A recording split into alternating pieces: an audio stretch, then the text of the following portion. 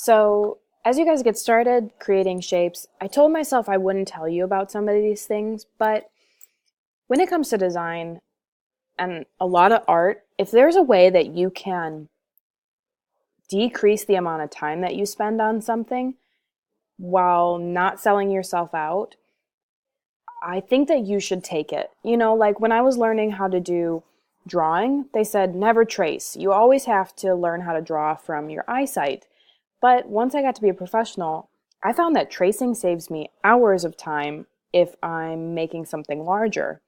So there's also ways to save time in graphic design, and there's lots and lots of free sites where you can get vector-based pre-made designs that you can use to incorporate into your designs. And if you notice here, I've got a lot of different icons, or flat icons as they're called, here on the side that I'm going to eventually use into my infographic.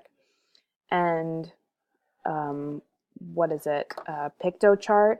It uses a lot of these flat icons for their designs, and you can find them online here at flaticon.com.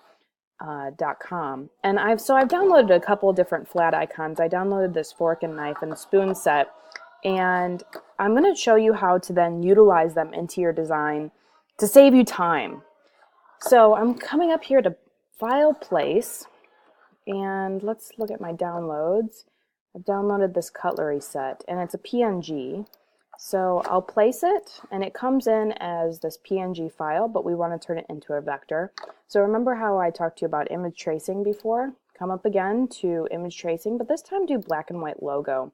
And that breaks it down into very simple shapes. The simpler the PNG or JPEG or PDF, whatever you plug into here that isn't a vector, the better for vectorizing, because then there's not so many points or actual vectors to manipulate.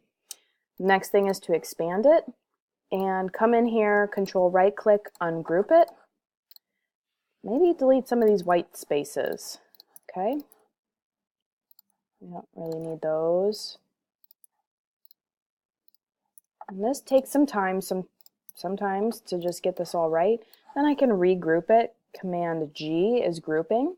And then once you come over and look at my layers, you see that the fork, spoon, and knife are all in one group here, where some of these other things are not grouped, but then my timer on my thing here is grouped. Pay attention to your layers, because this is going to determine what sits in front of each other. If I wanted my fork and spoon and knife to sit, like if I had this square on top of it, when I drug it over, it would sit right in front of there, and then I wouldn't be able to see it. So instead, I can either do this, arrange, send to back, or I can come to my layer grouping here and see where it's actually sitting in its layer and move it around as I need to.